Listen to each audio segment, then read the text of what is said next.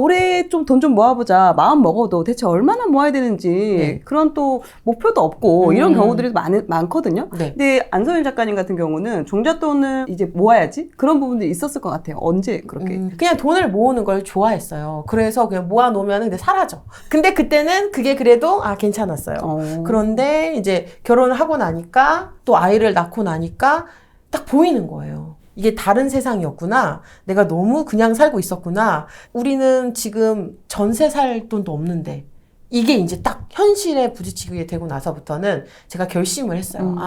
우리 아이 초등학교 입학하기 전까지는 내 집 마련을 한다. 이 각오로 돈을 모으기를 시작을 했어요.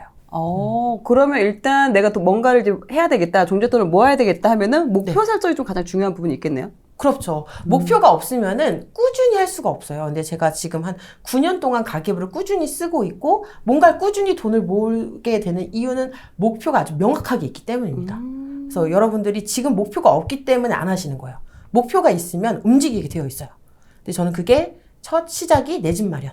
였어요. 그렇다면 이제 일단 목표는 정해졌어요. 내 집 마련인데 이 내 집 마련까지 가려면 또 그 여정이 되게 길게 느껴지잖아요. 일단 금액 자체적으로. 그러면 얼마를 내가 종잣돈을 모아야 될까? 이 금액 설정하는 것도 그때는 어떻게 잡으셨는지? 저는 뭐 쓸 거 쓰고 돈을 모은다 이게 아니었고요. 일단 돈을 모을 걸 정해놓고 그 다음에 남는 돈으로만 살았어요. 목표를 그렇게 정하니까 돈이 없어요, 항상. 정말로. 왜냐면 처음에 애기 어렸을 때는 외벌이였잖아요. 그러니까 남편 급여 들어오면은 이제 제가 모을 돈이 168만 원이에요. 그럼 168만 원 딱 이게 적금 들잖아요. 그러면 없는 거예요, 돈이. 그럼 그 없는 돈으로 살았어요.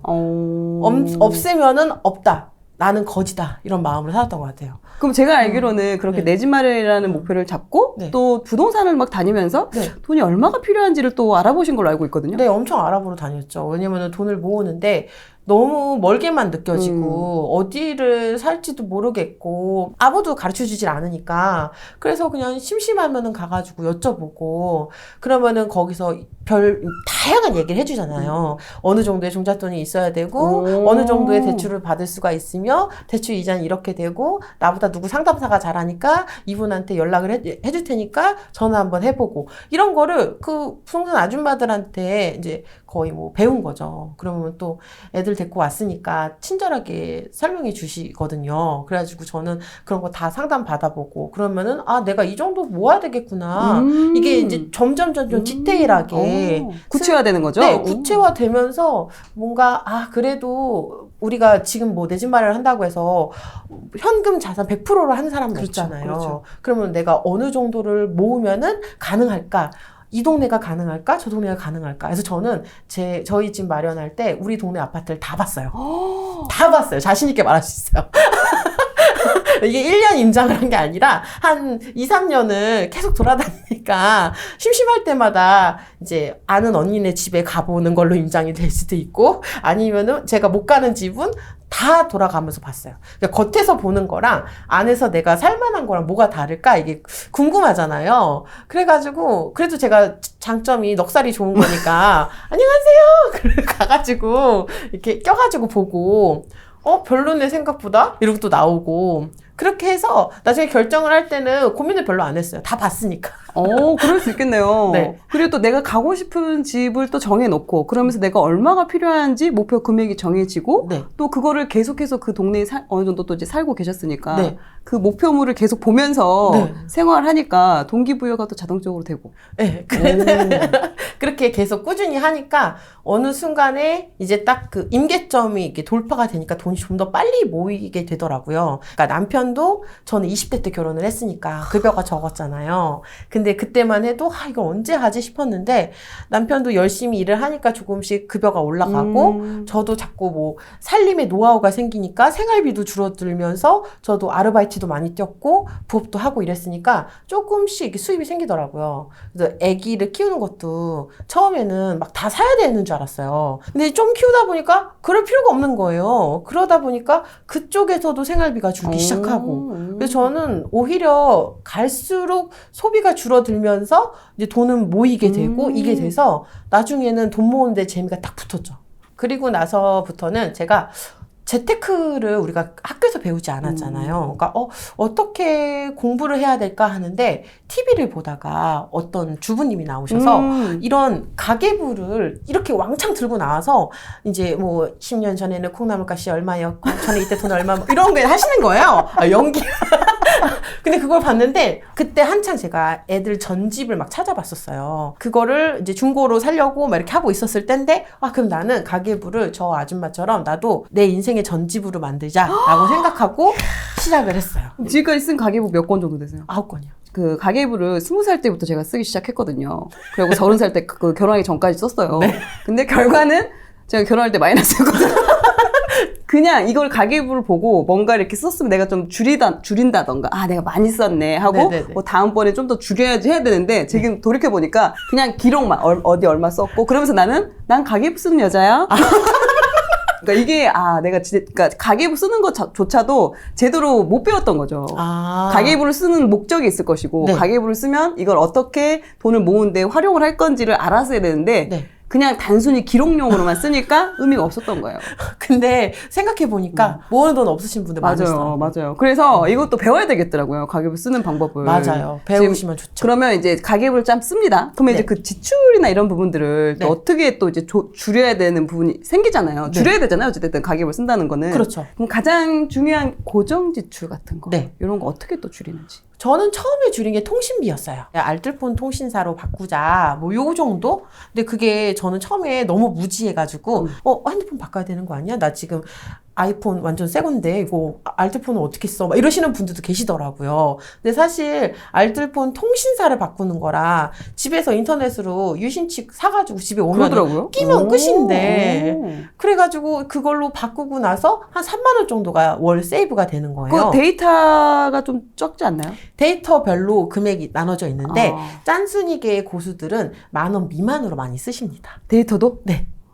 그래도 충분히 쓸 수 있다. 그럼요. 그리고 유튜브도 볼 수 있나요? 와이파이 키고 다 하기 때문에 약간 귀찮은 것 뿐이지. 다들 그렇게 하시더라고요.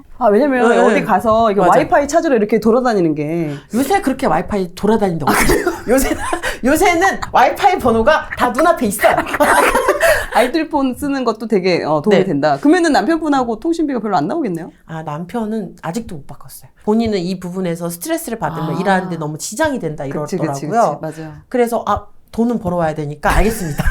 일단 제가 아끼기로 먼저 얘기했으니까 제가 알뜰폰 통신사로 바꾸고 그 다음에 또 월 정액제 같은 거 앱을 설치를 한 다음에 첫 달에는 무료 근데 둘째 달부터 유료로 바뀌는 게 많아요. 있어요. 맞아요. 그래서 그런 것들을 조사해서 해지하는 작업. 저도 은근히 막 구글로 뭐 2,400원, 9,900원 막 벌써 이렇게 기억나신 게 많으시잖아요.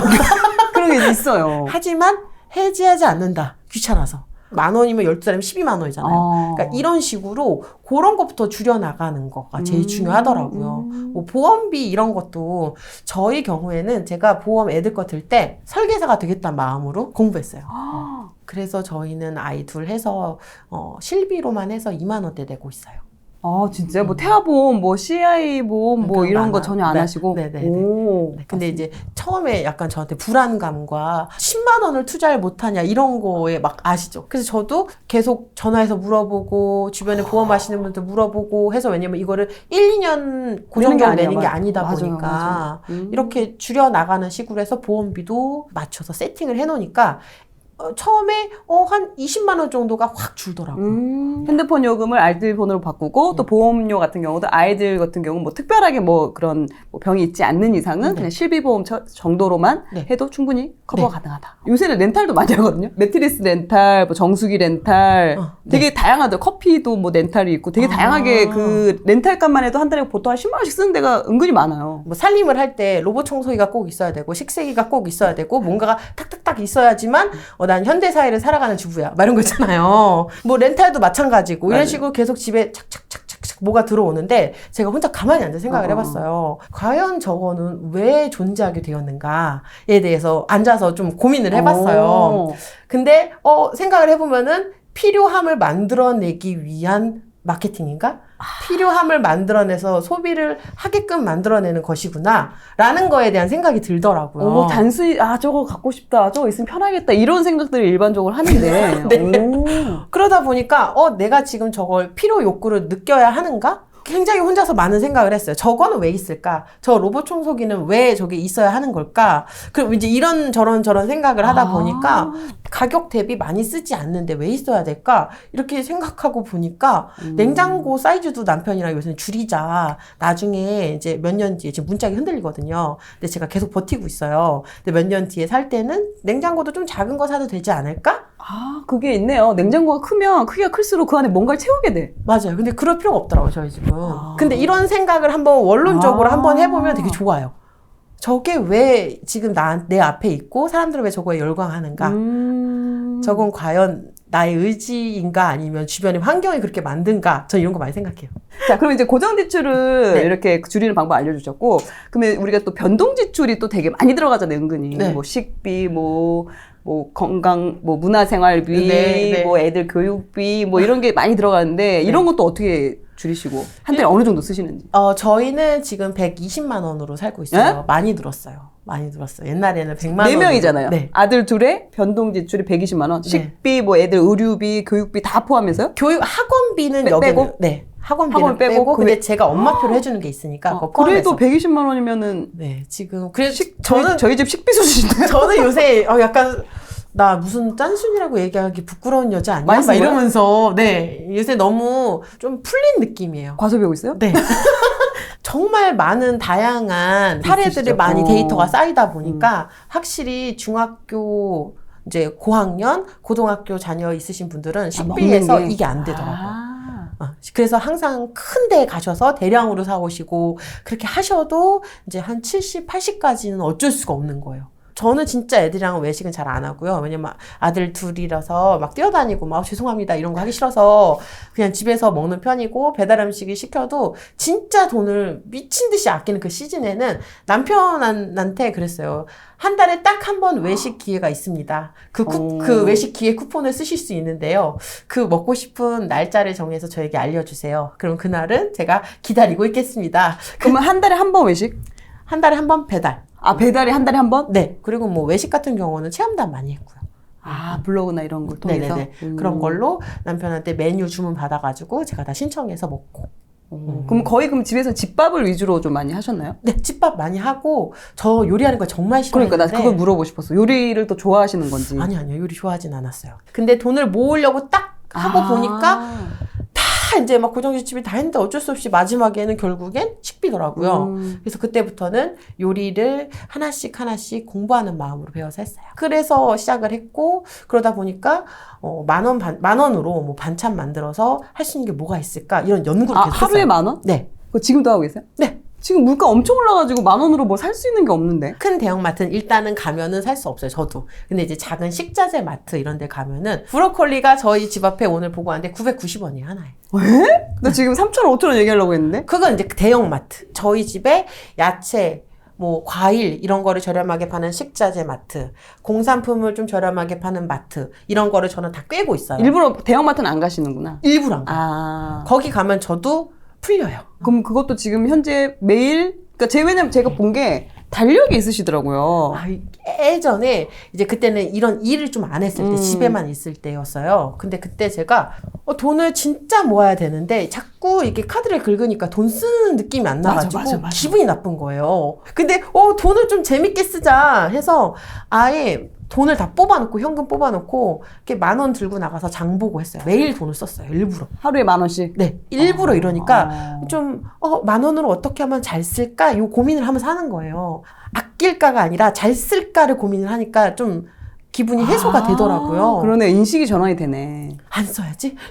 영원으로 살아야지? 이러면 기분이 나쁜데 오늘 10,000원은 어떻게 써볼까? 이렇게 하면은 좀 살만해요. 이렇게 자잘구레하게 쓰면요 또 야채 쪼가리 무슨 쪼가리 남지. 남아요 솔직히. 그러면은 그날은 무지출하고 그걸 쓰는 거예요. 그걸 소진을 하고 다음날에 10,000원 쓰기로 했던 것까지 합쳐서 20,000원으로 속을 사먹고. 그 안에 있는 식품 같은 거를 충분히 잘 활용을 하니까. 네. 그래서 별로 불편한 게 없어요. 단지 배달을 시켜 먹는다거나 외식을 한번 하게 되면은 크게 쓰게 되니까 그게 그것만 조금 참으면 돼요. 아니면 막 배달을 시켜 먹으면은 그럼 배달비 정도는 내가 걸어가서 가져오고. 저 같은 경우는 특히나 이제 뭔가 마트에서 뭔가를 살 때 물론 그 안에서는 좀 저렴한 거를 고르려고 노력은 하는데 장볼 금액을 정해놓고 네. 이 안에서 어떤 걸 더 이렇게 어떻게 이 돈을 잘 써서 장을 볼까 이런 생각은 하지 않았었거든요. 왜냐면 이제 그 변동지출 같은 경우 이제 식비가 아무래도 많이 차지하게 되더라고요. 갈수록 이제 물가도 오르고 이런 부분이 있어서. 근데 요렇게 말씀해주신 것처럼 좀 활용을 해서 줄이면 될 것 같고 또 이런 부분이 있을 것 같아요. 한 달에 내가 얼마 쓰겠다고 목표를 정했는데 사건들이 생기는 거야. 사건, 많죠. 그럼 변동지출 같은 거는 어떻게 활용을 하세요? 그거는 미리 조금 1년 동안 달력에다가 1년치, 가계부에도, 제 가계부에도 있는데 생일부터 이제 다 적어요. 가족 생일부터. 그치, 그때는 또 이제 아무래도 외식이나 이제 할 상황이 되니까. 쓰게 되니까, 그럼 가족 생일 적고, 행사 적고, 세금 날짜, 뭐 종부세 내는 날, 재산세 내는 날, 자동차세 내는 날, 자동차 보험 내는 날, 우리가 다 있어요. 그걸 다 적으면 1월부터 12월까지 다 차 있어요, 뭔가가. 이거를 모르면 돈이 안 모여요. 근데 이걸 알고 나서, 그러면 우리는 1년 동안 이 정도의 세금과 특별 나가는 비용이 이 정도이구나. 그럼 이 정도는 일단 돈을 모아놓고, 그 다음에 종잣돈 모으기를 해야겠다. 이런 식으로 잡고 가면은 실패를 안 해요. 이것만 딱 정해놓고, 내가 돈 모으려고 했는데 1월 달에 자동차세 선납하면 10% 할인받는데 이거 내는 게 낫지. 이거 내면 또 돈이 없는 거예요. 맞아. 그래서 그거를 미리 모아놓고 시작을 하면은, 나의 뒷백이 되는 거예요. 왜냐면 다 이제 예측이 되는 거잖아요. 그쵸. 이걸 이제 준비해놨으니까. 너무 좋죠. 그러다가 만약에, 내가 이번 달에 진짜 열심히 노력해서 부수입도 너무 많이 나왔고, 그리고 또 예산보다 좀 덜 썼어. 그럼 거기다 또 채워주고. 그럼 안선원님 같은 경우는 그 변동지출을 1년에 어느 정도로 잡아서 이렇게 미리 넣어놓나요? 저희 집은 한 400 정도인데. 1년에? 네. 근데 이제 어떤 집, 이제 제가 많은 집들을 보니까 그냥 300만 모아놓고도 시작하실 수 있다라고 말씀드려요. 무조건 그냥 바로, 적금을 하겠다. 금리 높으니까 이러면 실패할 확률이 높아지니까 적어도 한 300만원, 400만원 정도는 딱 요새는 파킹 통장이랑 CMA 파킹 통장. 금리가 굉장히 높으니까 맞아. 거기다가 걔한테 이름을 붙이는 거예요. 이제 너는 나를 이제 지켜주는 통장이야. 이래가지고 갑자기 뭐 남편이 뭔가 세게 질러가지고 이게 좀 부족해 이랬을 때 이걸 쓸 수 있고 믿을 사람은 너밖에 없다 막 이런 식으로 하면은 실패를 안 할 수 있어요. 그 가계부를 한번 보고 어떤 부분을 좀 더 줄여야 되는지를 한번 저희가 사례로 한번 가져와서 얘기를 해보도록 하겠습니다. 자, 지금 일단 부부 가정입니다. 네, 부부 가정이고 한 600만 원 벌고 있고 지금 이제 고정 변동으로 이렇게 나와 있는데 지금 여기서 보면은 어떤 것부터 먼저 좀 줄여야 될까요? 이분 같은 경우는. 자동차 할부부터가 저는 솔직히 50만 원을 할부한다는 것은 내가 가질 수 없다. 자격이 되지 않는다라고 생각을 하기 때문에. 근데 요새 같은 경우는 일부러 할부하면 더 깎아주더라고요. 캐피탈 연결시켜줘가지고. 근데도, 그러니까 어느 정도 저희도 이렇게 조금은 받아놓고 했는데 바로 갚을 수 있는 정도였어요. 근데 이게 지금. 그러니까 최대한 할부를 잘 안 하시는구나. 예, 그게 돈 모아서 사면 되는데, 사고 할부하지 뭐 그게 하나만 말을 안 하는데 그게 한 3개 쌓이면 그때부터는 월급은 없는 거거든요. 맞아. 그래서 저는 이제 할부를 별로 좋아하지는 않고요. 네. 제가 봤을 때 통신비가 20만 원.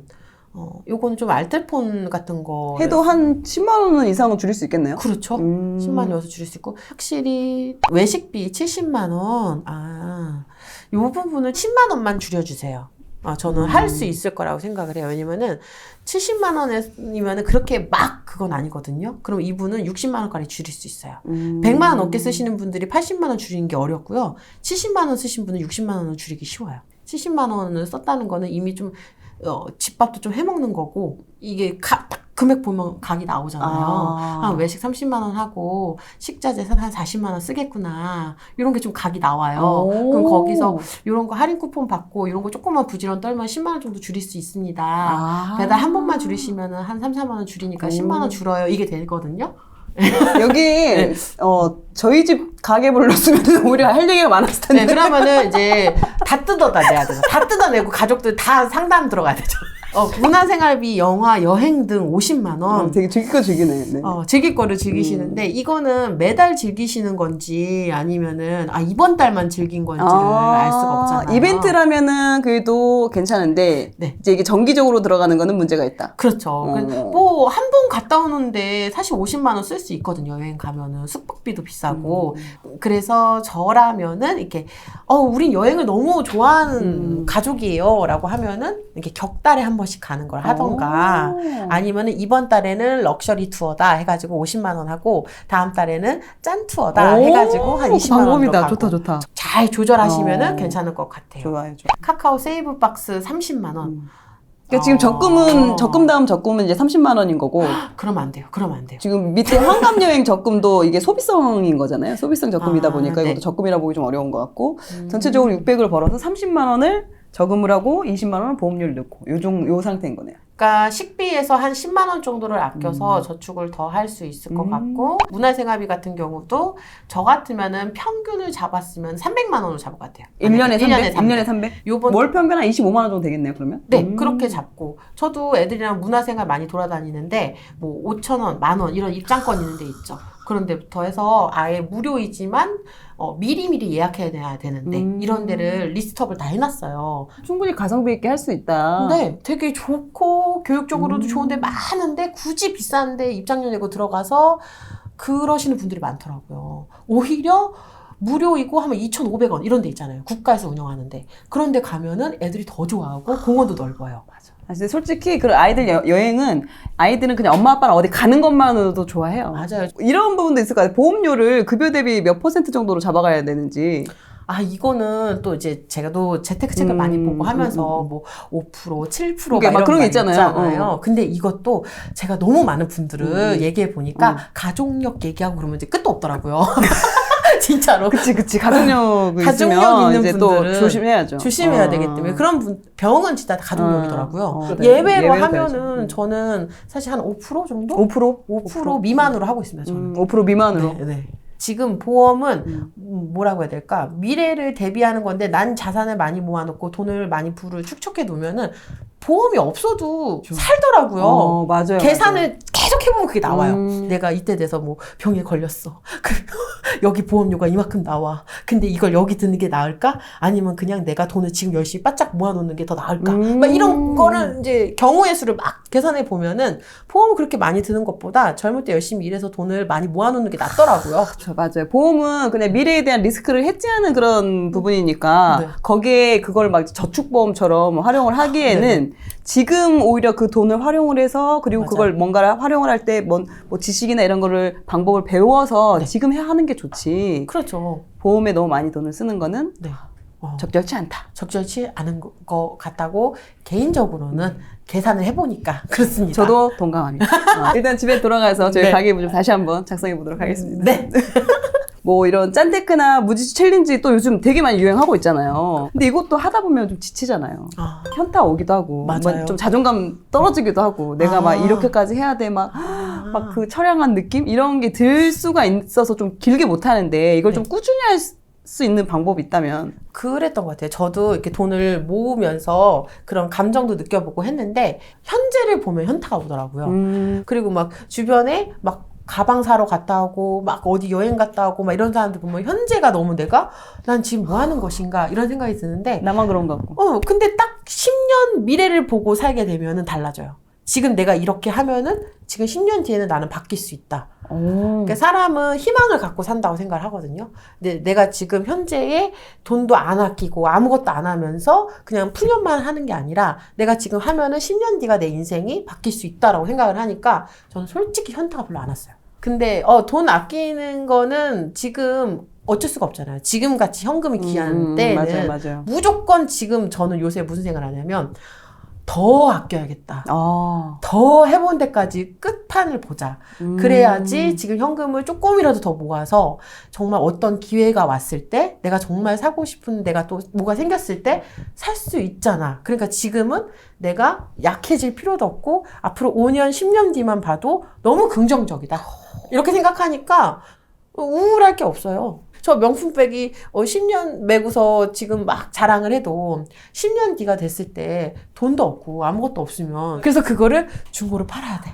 그렇게 될 수 있기 때문에 현재를 열심히 살 때 현재만 보지 말고 10년 뒤를 보세요. 그럼 지금 너무 잘하고 있는 거거든요.